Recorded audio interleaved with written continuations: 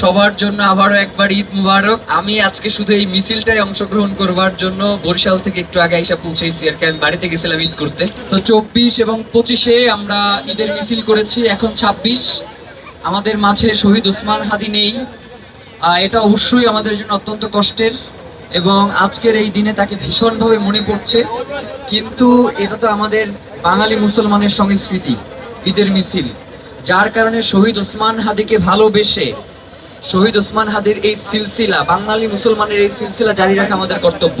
তা আমরা ইনশাআল্লাহ আজকে সবাই পুরো মিছিল জুড়ে সবাই আনন্দ করব এবং মিছিল শেষে আমরা সবাই একসাথে মুড়ি বাতাসা খাবো এবং বাচ্চাদের জন্য চকলেটের ব্যবস্থা আছে, ওরা চকলেট মুড়ি বাতাসা এগুলো খাবে। আমরা সবাই মিলে আসলে আমাদের যে উৎসব সেগুলোকে, আমাদের যে সংস্কৃতি সেগুলোকে আজকে আমরা সবাই মিলে একসাথে হই হুল্লোড় করে উদযাপনের চেষ্টা করবো ইনশাআল্লাহ।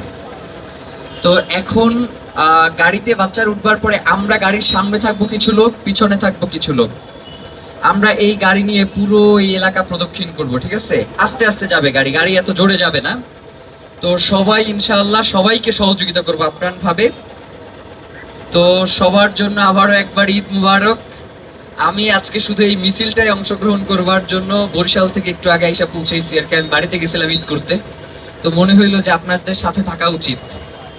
এবং গত বছরেও আমি মূলত ঈদের মিছিল করে এরপরে বাড়িতে গেছিলাম আর কি। তো এইবারও মনে হইলো যে আপনাদের সাথে ঈদের মিছিলটা করি, কারণ এবং আমি গত 3 বছর ধরে ঈদের মিছিল ঢাকায় করি আর কি।